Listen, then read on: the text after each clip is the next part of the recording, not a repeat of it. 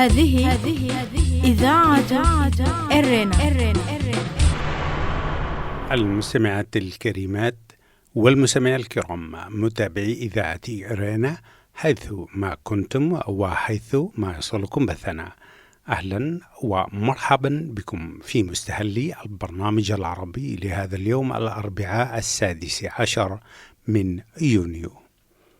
كما عودناكم مستمعاتي الكريمات ومستمعي الكرام، نستهل برنامجنا معكم ابتداء بنشرة للأخبار، ثم وضمن برنامج متابعة الأسبوعي يستضيف الزميل أحمد شريف الدكتور يوسف برهانو رئيس جبهة الإنقاذ الوطني الإريتري، ويتناول معه الاتهامات التي كالها بعض المسؤولين الإثيوبيين حول السيادة والاستغلال الوطني لدولة إريتريا. قبل ذلك مستمعات الكريمات ومستمعي الكرام، أقدم لكم نشرة للأخبار فيما يلي أبرز عناوينها. اجتماع بين قادة الجيش الإريتري والإثيوبي في عصب. وزير الري السوداني يؤكد بدء مراحل الملء لبحيرة سد النهضة. محكمة مصرية تؤيد أحكام إعدام بحق 12 من القادة البارزين لحزب الأخوان المسلمين في مصر. كانت هذه مستمعات الكريمات ومستمعي الكرام عناوين النشرة، وإليكم تفاصيلها من إذاعة إرينا. إذاعة إرينا، صوت مستقل لإريتريا. أكدت مصادر مطلعة لإذاعة إرينا الدولية بأن 6 من كبار قادة الجيش الإريتري، من ضمنهم رئيس هيئة أركان الجيش اللواء فيليبوس والد يوهنس والعميد أبرهة كاسا رئيس وكالة الأمن القومي، التقوا في يوم الجمعة 4 والأحد 6 من يونيو الجاري مع 10 من كبار قادة الجيش الإثيوبي. لم تحدد المصادر أسماءهم أو رتبهم، وكان هؤلاء القادة قد وصلوا إلى عصب على متن طائرة عسكرية إثيوبية، واجتمعوا إلى نظرائهم الإريتريين في مقر قيادة البحرية الإريترية في عصب. ولم تحدد المصادر جدول أعمال الاجتماع، ولكنها ربطته بإعادة انتشار القوات الإريترية في ضواحي وغرو وسلخلخ في غرب تيغراي، وتزامن ذلك مع وصول تعزيزات عسكرية كبيرة من الجيش الفيدرالي الإثيوبي من مناطق مختلفة إلى إقليم تيغراي.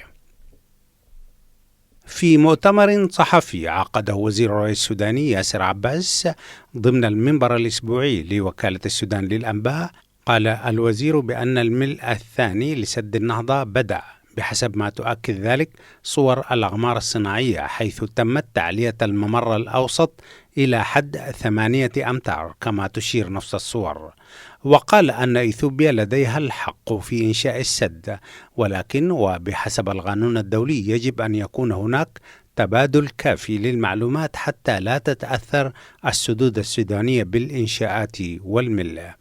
وأشار الوزير إلى أن تبادل المعلومات ليس مسألة اختيار، بل هو حق قانوني ملزم. وأكد بأن مصر والسودان يطلبان تدخلا دوليا إضافة للدور الأفريقي، وهو الأمر الذي تصر إثيوبيا على رفضه، رغم أنه لم يحقق أي تطور في مفاوضات كينشاسا بين الدول الثلاث كما قال. نقلت وكالات أنباء عن مصادر قضائية في القاهرة أن أعلى محكمة مدنية مصرية أيدت يوم الاثنين أحكام الإعدام التي صدرت بحق 12 من الأعضاء البارزين في جماعة الأخوان المسلمين فيما يتصل باعتصام 2013، والذي انتهى بقتل قوات الأمن لمئات من المتظاهرين. ويعني الحكم الذي لا يمكن الطعن عليه أنهم قد يواجهون الإعدام إذا وافق الرئيس عبد الفتاح السيسي على القرار. ومن بين المحكوم عليهم عبد الرحمن البر الذي يوصف أنه بمفتي الجماعة، ومحمد البلتاجي الذي كان عضوا في البرلمان، وأسامة ياسين وهو وزير سابق. ويعتبر حكم يوم الاثنين متصل بمحاكمة مئات من المشتبه بهم من المتهمين بالقتل والتحريض على العنف خلال الاعتصام المؤيد للأخوان المسلمين في ميدان رابع العدوية بالقاهرة في الأسابيع التي أعقبت الإطاحة بالرئيس محمد مرسي.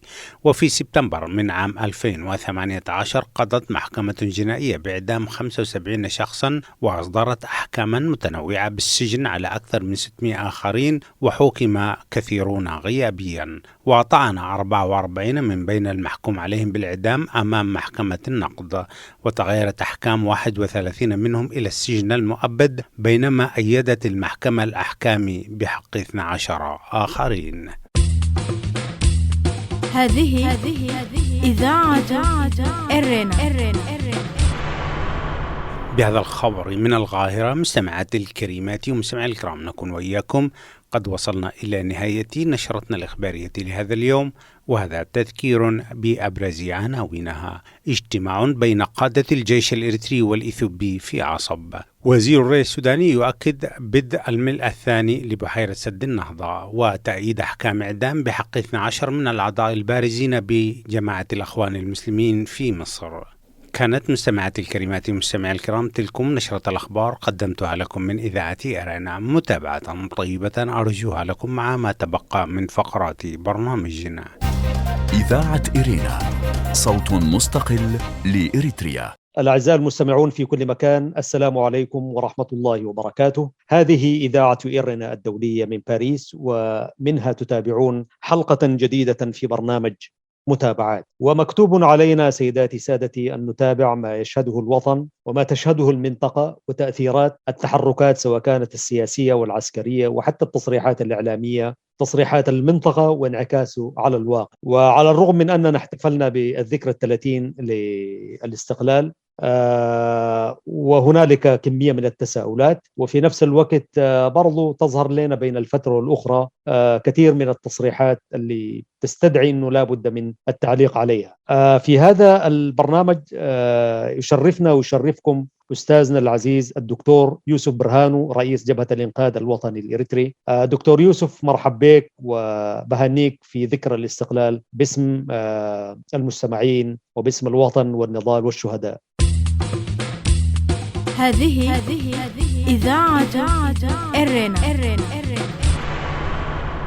السلام عليكم أستاذي الكريم، يعني أتشرف بلقائي معك، وبمناسبة عيد الاستقلال 30 كمان يعني أحييك ونحيي عبر إذاعتكم الشعب الإريتري الأبي، الشعب الإريتري الصامد، وكل سنة وأنتم طيبين. الله يخليك، وتحية مجددة لك ولكل المناضلين. فترة الكفاح وما بعده فترة 30 سنة من الاستقلال، وفي نفس الوقت لا زال المقاتل أينما وجد يعني يواجه هذه الطغمة الحاكمة في إريتريا وسلبت كل استحقاقات الحرية والاستقلال.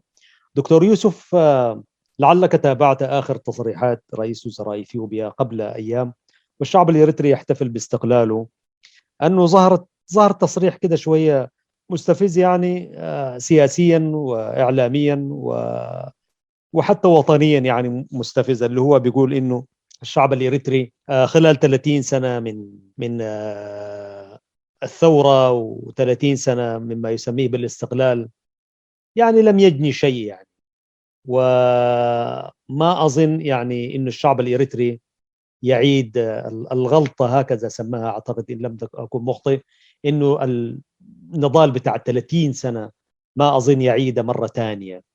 هذا التصريح تصريح شوية فيه ما فيه من مش تلميح، بتوضيح وتصريح خطير جدا جدا. دكتور يوسف، هل تابعت هذا التصريح؟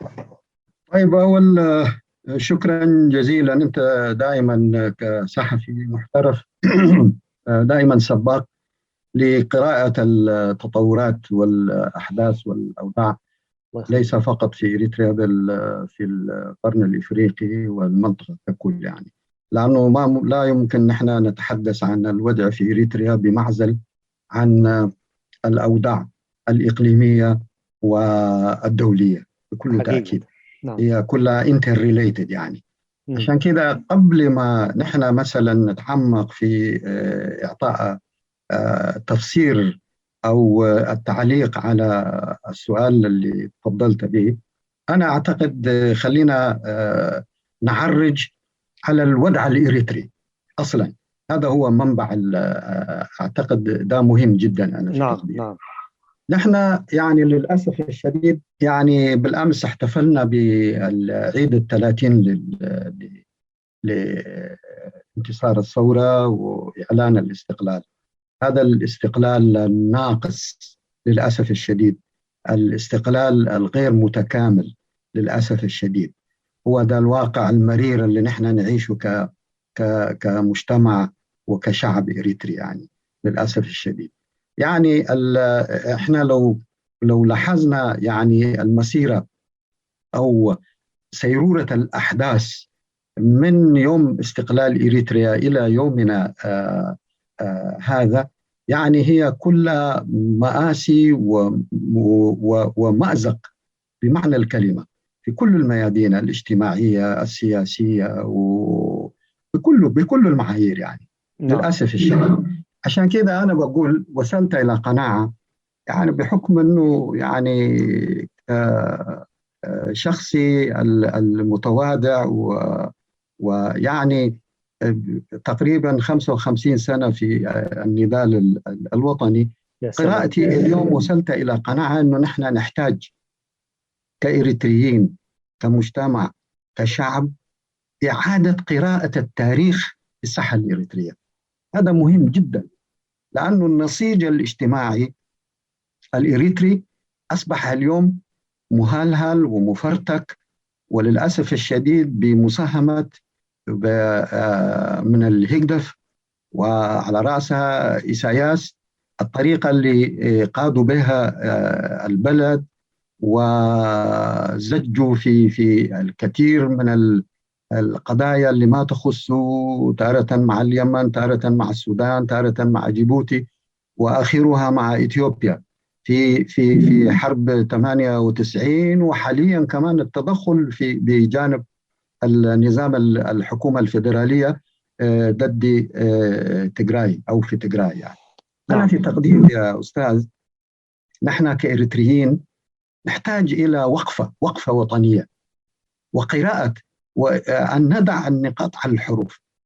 يعني اليوم لازم نحن نتكلم بكل وضوح من هو الجبهة الشعبية، من هو إيساياس، ولماذا يفعل بنا هكذا ويودي إريتريا في الجحيم. لماذا؟ أنا أعتقد دي تحتاج إلى قراءة صريحة وأنية. يعني الناس تقول لك والله نحن وحدتنا وحدة. الوحدة ما تجي بالكلام. الوحدة أنت لازم تتعمق فيها، والجرح الموجود أنت تعالج الجروح اللي عندك.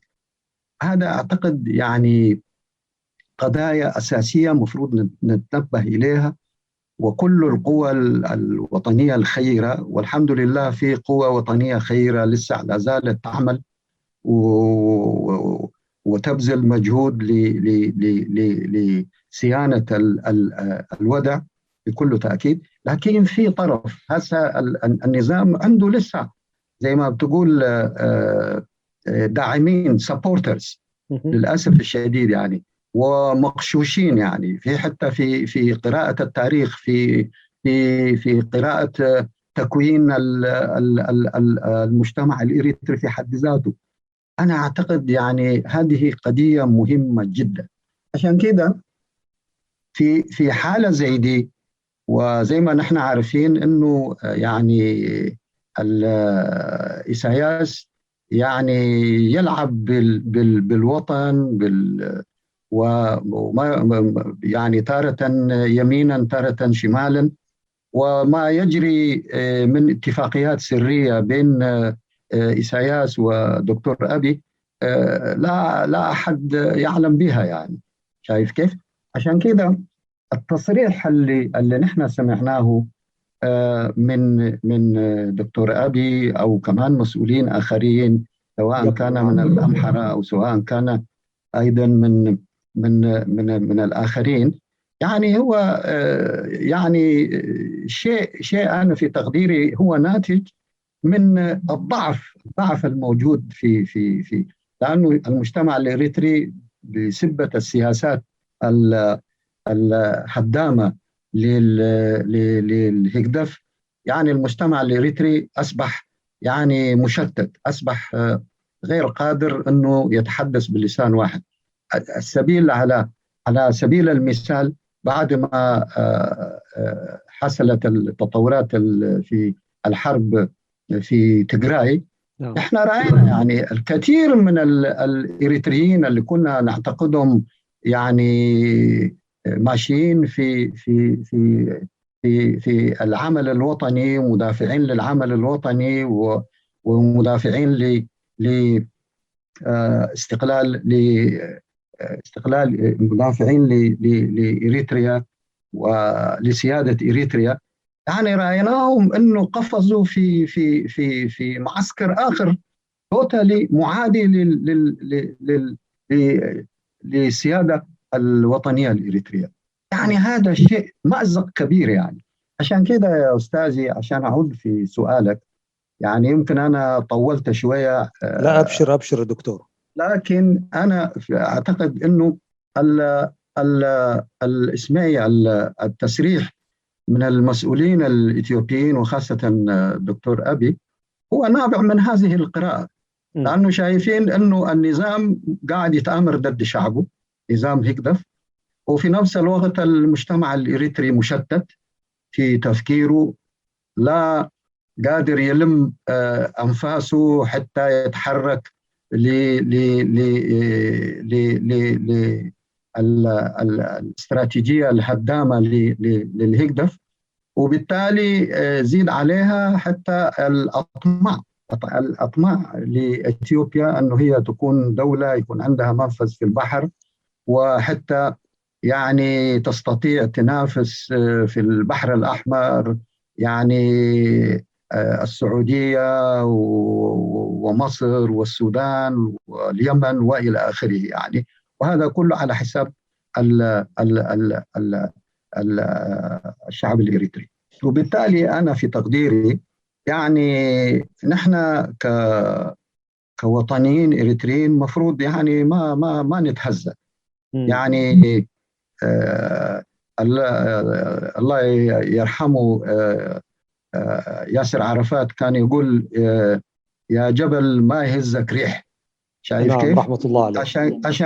عشان كده نحن صامدون، ويجب أنه نتصدى بكل قوانا إلى هذا المشروع.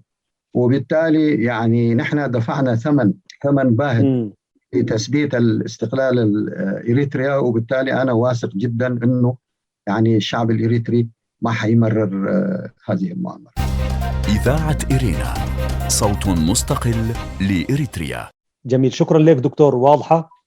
وإلحاقا بالسؤال والإجابة في نفس الوقت، دكتور يوسف برهانو رئيس جبهة الإنقاذ الوطني الإريتري هو المتحدث إليكم سيداتي سادتي عبر إذاعة إرينا الدولية من باريس في برنامج متابعات.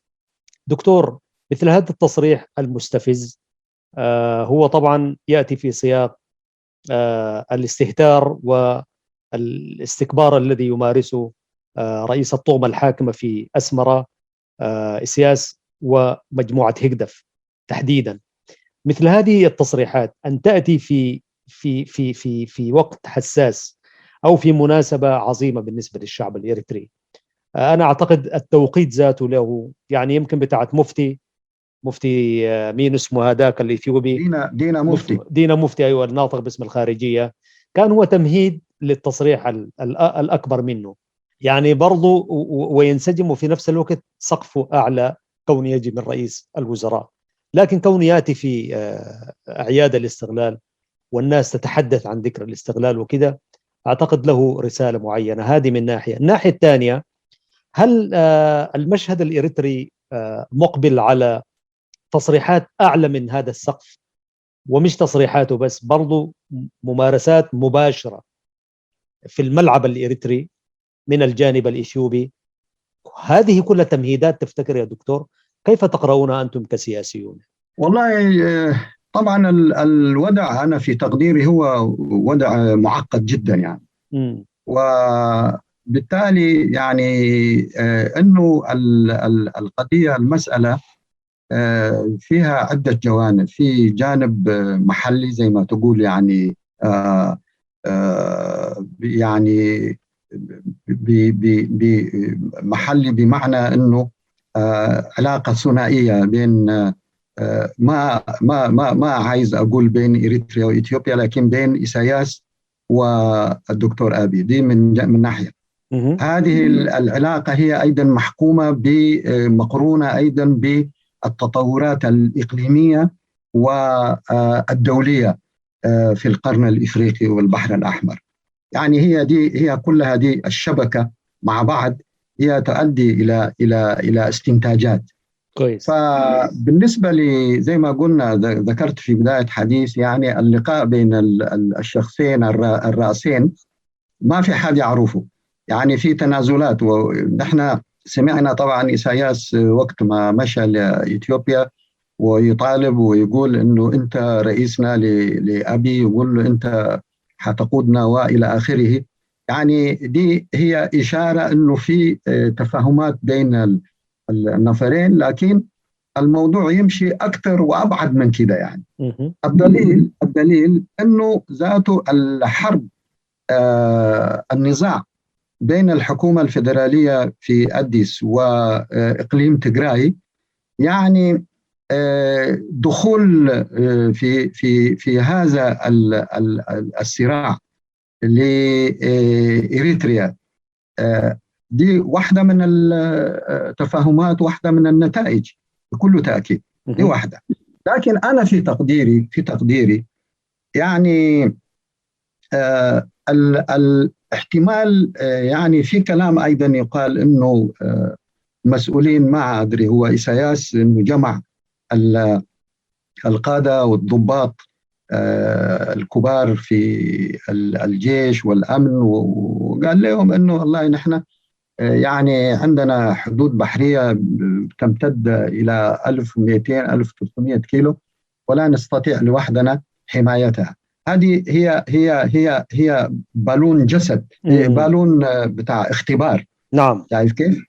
لفتح البوابة على أساس أنه للأطماع الإثيوبية أنه البحرية الإثيوبية تتمركز، سواء كان في حسب ولا في مسوع. هذا مشروع، لكن هذا الموضوع يمشي ما يمشي هذا موضوع آخر. هو دي الطموحات. هي أنا بقول أنه هسي حتى العلاقة بين الراسين دول إيساياس هي بدأت تتأزم في تقديري أنا، تقدير المتواضع، لأنه الاتجاهات الماشية وتدخل القوى الكبرى زي أمريكا والسوق الأوروبية المشتركة وإلى آخره، ولحسم الأوضاع في تيغراي وفي إثيوبيا والتطورات الماشية، وخاصة أنه الأمريكان كانوا، أنا في تقديري، أهملوا منطقة القرن الإفريقية في عهد ترامب. وبالتالي الآن في عهد الرئيس الجديد قاعدين يحاولوا بقدر الإمكان استعادة النفوذ الأمريكي في المنطقة. وإثيوبيا هي الركيزة الأولى للاستراتيجية الأمريكية على حسب قراءاتنا السياسية. وبالتالي أنا في تقديري لا يمكن أنهم يصلحوا الوضع في إثيوبيا. يعني لو عايزين يصلحوا، الأمريكان أقصد، لو عايزين يصلحوا الوضع في إثيوبيا لازم يتخلصوا من حاجة اسمها إيساياس. بمعنى آخر أنه يفصلوا الروابط الموجودة بين أبي أحمد وإيساياس. أنا أعتقد هي دي الملامح الماشية حاليا. ومن هنا أنت تعتقد أنه في برود في العلاقات؟ أكيد يعني طبعا دي نحن قاعدين هسي، دي احتمالات هي، والزمن حيؤكد أو ينفي بكل تأكيد. لكن أنا في تقديري وبقراءاتي المتواضعة يعني الإصلاح والبقاء إثيوبيا موحدة لا يمكن يتم إلا بعزل إيساياس وتدخلاته في إثيوبيا، وهو يطمح للتدخل يعني في إثيوبيا. نعم. وهو إحدى أجندته الامتداد، التمدد على إثيوبيا، على السودان، على وهكذا. يعني هو يدير بالضبط. الملف الداخلي يمكن من الملف من بالضبط. الآليات الخارجية. بالضبط. هذا بالضبط. تعني. طيب، في حال دكتور، في حال حدوث تطور هذا البرود الموجود الآن في العلاقات بين الرجلين، و... واختفاء وعدم معرفة الاتفاقيات التي تمت قبل ذلك، هل تفتكر إنه دي ممكن تقلب الطاولة مثلا وحسابات الرجل الحاكم بأمره لكذا سنة مثلا في إريتريا والمنطقة، يعني أعني سياسة، ممكن تكون في غير صالحه يعني في المستقبل، يعني ولو في المستقبل البعيد يعني؟ هذه إذاعة إرنا. والله شوف، يعني أنا في تقديري يعني الخناق على إساياس أصبح كبير جدا يعني، ومن كل الأطراف، من كل الجوانب. عشان كده يعني طبعا نحن ما نقدر هسه نقول والله النظام ده حيسقط في يوم يومين ثلاثة، دي يعني علم الله. لكن بكل تأكيد الخناق الاقتصادي والوضع الأمراض وغيره وغيره وغيره، يعني كل هذه تراكمات. وأيضا السياسات الخاطئة، السياسات الهدامة، يعني تارة مع السودان، تارة مع إثيوبيا، تارة مع الصومال وإلى آخره. أنا في أعتقد أنه هذا النظام أصبح مزعج، ليس فقط للشعب الإريتري، لكن مزعج حتى لمن يقود السياسات الجيوستراتيجية في المنطقة، حتى الدول الكبرى، الأوروبيين والدول الكبيرة وإلى آخره. وبالتالي أنا في تقديري يعني إساياس يمكن قاعد يلعب آخر كروته في هذه المنطقة. طيب. وبعدين أيوة. نعم دكتور. طيب، نحن مع الأسف الشديد طبعا الإذاعة دائما ساعاتها محدودة، لكن عندنا كذا دقيقة دكتور. إذا أخذنا هذه المسائل كلها في الاعتبار، وأنت رئيس جبهة معارضة ومقاومة في نفس الوقت، كيف يمكن أن توظف قوى المعارضة والتنظيمات السياسية والفعاليات الحزبية وقوى التغيير حتى من المدنيين ومنظمات المجتمع المدني، لو أخذنا المسائل اللي قاعد تقولها في الاعتبار دكتور، كيف نوظف؟ لأنه جات لهذه القوى فرص كثيرة ونادرة، ويمكن سوانح ذهبية فاتت. يعني كيف نستفيد من التجارب السابقة وفي نفس الوقت نستفيد الآن من هذه التطورات اللي ممكن تكون في صالحنا مؤخرا؟ جدا جدا، هذا سؤال مهم جدا وسؤال استراتيجي. أول حاجة أنا عايز أأكد على حاجة واحدة، إنه أي تغيير في إريتريا مفروض يكون تغيير بمحض إرادة وطنية إريترية. إذا في أطراف إريتريا تفكر إنه والله يعني ويعني تجراي حييجوا يحرروا ونحن وهم واحدين وكذا، هذه جريمة هي نفس تقديري، وهذه أقولها بكل وضوح. احنا لا نسمح. احنا نحترم شعب تجراي بكل أكيد، وشعب تجراي له الحق أن هو ينادل وينال يعني بطريقة ديمقراطية، يختار قياداته وإلى آخره، ويؤكد على وجدانه. أهلا وسهلا، وكشعب نحن يعني جار، أهلا وسهلا. لكن كونه التدخل في شؤوننا الداخلية هذا غير مسموح. وزي ما قلت لك في بداية حديثي، في أطراف إريتريا كثيرة يعني انزلقت في هذا الاتجاه، وهذا عايز يحتاج مننا إلى مجهود كبير لصيانة هذا الفهم الخاطئ. النقطة الثانية ردا على سؤالك يا أستاذ الكريم، هو بكل تأكيد يعني أنا أعتقد في حراك يعني مهم جدا متحرك، وفي إطار المجلس الوطني نحن قاعدين نتحدث على أساس أنه يعني نخلق مظلة أوسع وتشمل يعني كل الأطراف الإريترية السياسية، منها التنظيمات السياسية والمجتمع المدني وشخصيات وطنية وإلى آخره، على أساس أنه إحنا نستطيع نتحدث بلسان واحد دفاعا عن المكتسبات السياسية الوطنية والتثبيت للكيان الإريتري وحر والسيادة الوطنية الإريترية. جميل، شكرا لك دكتور يوسف برهان، رئيس جبهة الإنقاذ الوطني الإريترية. أشكرك باسم كل المستمعين لإذاعة إرينا الدولية في باريس وحلقتها الجديدة في برنامج متابعات. سنلتقي بك إن شاء الله دكتور في مرات قادمة بإذن الله جدا مع جدا. عاطر تحياتنا وتمنياتنا لك بالصحة والعافية.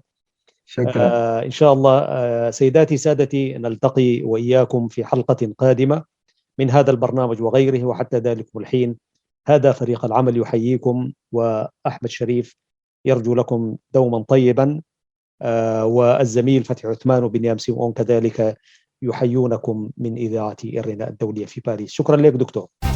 إذاعة إرينا، صوت مستقل لإريتريا. المستمعات الكريمات والمستمعين الكرام، أهلا وسهلا بكم مجددا.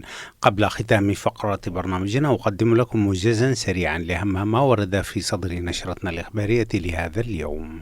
اجتماع بين قادة الجيش الإريتري والإثيوبي في عصب. أكدت مصادر مطلعة لإذاعة إرينا الدولية بأن 6 من كبار قادة الجيش الإريتري من ضمنهم رئيس هيئة أركان الجيش اللواء فيليبوس والد يوهانس والعميد أبراها كاسا رئيس وكالة الأمن القومي التقوا في يوم الجمعة 4 ويوم الأحد 6 من يونيو الجاري مع 10 من كبار قادة الجيش الإثيوبي. لم تحدد المصادر أسماءهم أو رتبهم، وكان هؤلاء قد وصلوا إلى عصب على متن طائرة عسكرية خاصة.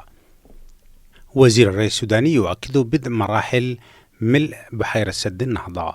في مؤتمر صحفي عقده وزير الري السوداني ياسر عباس ضمن المنبر الأسبوعي لوكالة السودان للأنباء، قال بأن الملء الثاني لسد النهضة بدأ بحسب ما تؤكد ذلك صور الأقمار الصناعية، حيث تمت تعلية الممر الأوسط للسد إلى حد 8 أمتار كما تشير الصور. كما قال الوزير، تأييد أحكام إعدام بحق 12 من الأعضاء البارزين في جماعة الأخوان المسلمين في مصر. نقلت وكالات أنباء عن مصادر قضائية في القاهرة أن أعلى محكمة مدنية مصرية أيدت يوم الاثنين الماضي أحكام الإعدام التي صدرت بحق 12 من الأعضاء البارزين في جماعة الأخوان المسلمين فيما يتصل باعتصام 2013 والذي انتهى بقتل قوات الأمن مئات من المتظاهرين. إذاعة إرينا، صوت مستقل لإريتريا. كان هذا مستمعات الكريمات ومستمعي الكرام موجزا سريعا لأهم ما ورد في صدر نشرتنا الإخبارية لهذا اليوم، وبه نكون وإياكم قد وصلنا إلى نهاية فقرات برنامجنا. قبل الختام وكالعادة أذكركم دوما بأنكم يمكنكم الكتابة إلينا والتواصل معنا على البريد الإلكتروني arabic@gmail.com. حتى الملتقى بكم مجددا مستمعات الكريمات ومستمعي الكرام في حلقة جديدة من برنامج متابعات الأسبوعي والبرامج الأخرى لإذاعة إرينا. تقبلوا تحيات زميلي أحمد شريف وتحيات محدثكم فتحي عثمان، وتقبلوا كذلك تحيات زملائي في الاستوديوهات الرئيسية للإذاعة في باريس، ودمتم في رعاية الله وحفظه وأمانه. هذه إذاعة إرينا.